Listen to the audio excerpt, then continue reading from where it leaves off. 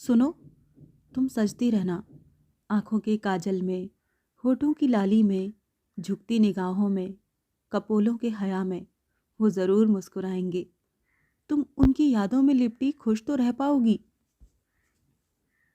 पता नहीं दी, मुझे तो यकीन ही नहीं हो रहा कि वो चले गए हैं।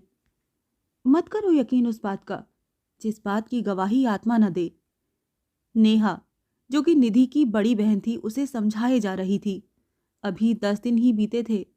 ऐसे कैसे पति का अनायास चले जाने को स्वीकार कर लेती? आखिर इसकी उम्र ही क्या थी? बस 35 साल। इस उम्र के लड़के लड़कियां तो आजकल दूल्हा दुल्हन बनते हैं।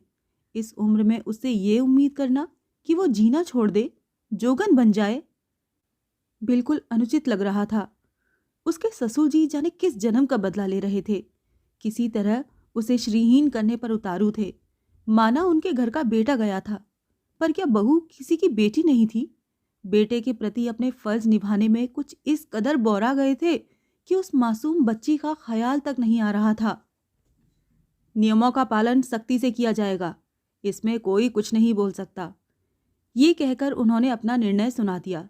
समझ में आ गया कि ये सामाजिक नियमों का मामला निधि की मान अभिमान को रौंदने की साजिश थी। उसे बेरंग करने पर वो आमादा थे। निधि के सामने एक सफ़ेद चादर सी साड़ी पड़ी थी। कुछ सजी धजी बुजुर्ग महिलाएं उसका श्रृंगार उतार उसे वो पहनाना चाहती थीं। नेहा उन्हें देखकर अंदर तक कांप गई। उससे दुगनी उम्र की महिलाएं साज श्रृंगार में, और वो छोटी सी उम्र में सादगी ओढ़ ले, ये बात बर्दाश्त के बाहर की लग रही थी। उसने एक नज़र उन पर डाला तो वो और भी ढिठाई से आगे बढ़ी और एक एक करके उसके गहने उतारने लगी। निधि स्तब्ध थी। उसकी आंखों में अभी भी पति का वो प्रणयी रूप समाया था। कैसे लाल गुलाबी कपड़ों में देखते ही उसे अपनी निगाहों के घेरे में कैद कर लेते थे। जब वो उन्हें याद दिलाती कि ऑफिस नहीं जाना है, तब वो मन मारकर दफ्तर का रुख करते। उस रोज भी तो यही हुआ था। गुलाबी दुपट्टे ने जैसे ही उन्हें छुआ, वो खुशी से झूम उठे थे और कहा कि आज वर्क फ्रॉम होम कर लेता हूँ। मगर ऑफिस से लगातार फ़ोन आने की वजह से उन्हें जाना पड़ा। लंच के समय वो फ़ोन मिलाती रही, पर कोई जवाब नहीं आया। और वापसी में वो आए भी तो ऐसे, जिसकी की कल्पना भी नहीं की जा सकती थी। माँ बेटे तो ऐसे फूट फूट कर रोए जैसे उनका सब कुछ चला गया। 10 वर्ष का बेटा अभिनव कम उम्र में ही वो सब देख रहा था जो बड़े होने पर देखना असहनीय होता है। इस हृदय विदारक दृश्य को देखकर कौन नहीं द्रवित हो उठा।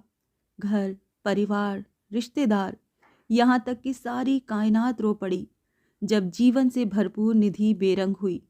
उसके होठों से जैसे हंसी गायब हो गई थी और अब लोग उसके कपड़ों के रंग बदलना चाहते थे, या कहें कि उसकी ही सफ़ेदी कर देना चाहते थे कि अचानक अभिनव चीख पड़ा, मेरी मम्मी वैसे ही रहेंगी जैसे रहती थीं। पापा हमें छोड़कर चले गए हैं। अब मेरी माँ को तो जीने दो। हम आपसे मांग कर तो नहीं खा रहे हैं। मेरे पापा ने इतना कमा कर रख दिया है हमारे लिए कि हम आराम से वैसे ही जी सकते हैं जैसे जीते आए थे।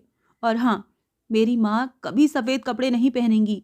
मैं उन्हें नहीं पहनने दूंगा, क्योंकि पापा को सफ़ेद रंग से बहुत नफरत थी। चुप, चुप, अभी कुछ मत बोल। रिश्तेदारों का लिहाज कर निधि ने उसे चुप तो करा दिया, पर भावुक हुए बेटे को सीने से लगाकर सिसक उठी। उसके पिता बहुत देर से ससुराल वालों के तांडव देख रहे थे। आखिरकार उनसे भी रहा नहीं गया। उन्होंने अपने जीवन काल में न जाने कितनों का कल्याण किया था। स्त्रियों के उत्थान और समाज सुधार के लिए सदा ही अग्रणी रहे थे। सच्चाई का साथ देने में कभी पीछे नहीं हटे थे। भला अब कैसे चुप रहते? इस बार मामला घर का था। आंसुओं में डूबी बेटी को दूसरा जीवन चाहिए था और वो पिता का फर्ज निभाने के लिए तन मन धन से तैयार थे। देखिए समधी जी, माना ये आपके परिवार का मामला है, मगर ये मेरे भी परिवार की बात है। मेरी बेटी बेरंग नहीं होगी। ये उम्र उसके हंसने खेलने की है। वो अपना जीवन जिएगी। और सबसे बड़ी बात तो ये है कि आप भी अच्छी तरह से जानते हैं कि आपके स्वर्गवासी बेटे की भी यही इच्छा थी। मैं उनकी खुशियों का सम्मान करते हुए अपनी बेटी का श्रृंगार नहीं उतरने दूंगा। क्या बेतुकी बात कह रहे हैं आप? मेरा जवान बेटा चला गया और आप अपनी बेटी को सजाने की बात कह रहे हैं? नहीं, मैं भेदभाव खत्म करने की बात कह रहा हूँ। पुराने नियमों को तोड़ मरोड़ कर अपने पक्ष में इस्तेमाल करने वाले पुरुष ही अक्सर स्त्रियों को जबरन कठिन बंधनों में बांधते हैं। आपने भी तो यही किया। जवानी में ही अपनी पत्नी को खो दिया था, पर इस बात से आपके स्टेटस में तो कोई बदलाव नहीं आया। पत्नी की साड़ी से गठजोड़ी कर सभी पूजा पाठ आराम से करते रहे। अब देखिए, अब आप व्यक्तिगत हो रहे हैं और मैं इसे सहन नहीं करूंगा। तो मेरी बेटी इन दकियानूसी बातों को क्यों सहेगी? वो भी अपने पति की यादों के गठबंधन के साथ सुहागन बनी रहेगी। पुरुष विधुर होकर भी विधुर नहीं, तो भला स्त्री कैसे? नियमों में एक रूपता क्यों नहीं? सबसे बड़ी बात तो ये है कि वो अर्धांगिनी है उनकी, तो वो आधे जीवित हैं उसके मन में, आधे आधे दोनों मिलकर पूर्ण हैं। उनकी हर चीज पर निधि और उसके बेटे का पूरा अधिकार है।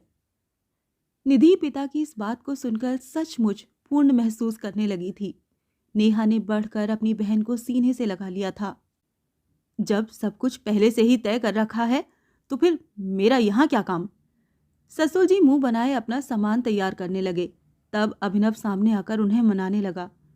आप मत जाइए दादाजी, मैं हूं ना, आप मुझे ही अपना बेटा समझिए। चल झूठे, मेरे सामने बातें ना बना। तू अपनी माँ का है, मेरा बेटा तो मर चुका है, और उससे जुड़े लोग भी। जिसकी वजह से तुम लोगों से जुड़ा था, जब वही नहीं रहा, तो अब मुझे भी किसी से कोई मतलब नहीं। उनकी बेरुखी बात जैसे ही निधि के कानों से टकराई, उसने अभिनव को अपने पास बुला लिया और कहा, कोई बात नहीं बच्चे, समझ लेना, बस पापा ही नहीं गए हैं, पापा से जुड़े सारे रिश्ते नाते भी चले गए। जब शोक ही मना रहे हैं, तो एक बार ही सबका शोक मना लेंगे। जीवन जीना है ना तुझे, मेरे लिए जीना है, और मुझे तेरे लिए। मजबूत हो जा तू भी, ताकि हम दोनों एक दूसरे का सहारा बन सकें। रिश्तेदारों के अनुरोध पर वो किसी तरह संस्कार के आखिरी दिन तक रुके। कहते हैं, जब कोई जहाज डूबता है तो सब एक दूसरे पर इल्ज़ाम देकर अपराध से बरी होना चाहते हैं। उन्होंने भी यही किया था, पर निधि के पिता के हस्तक्षेप ने उनकी एक न चलने दी। पिता भला अपनी बेटी का साथ कैसे न देते? कायदे से तो ससुर को पिता बनकर बहू को बेटी वाला स्नेह देना चाहिए था, पर पिता क्या, वो तो ससुर भी न बन सके। अपनी दोरंगी नीति और कठोर नियमों में बहू को बांधने की अधूरी चाहत उनके मन में ही रह गई। समधी की कही खरी खरी बातों ने कुछ ऐसा असर किया कि वो उल्टे नाराज होकर घर से निकल गए।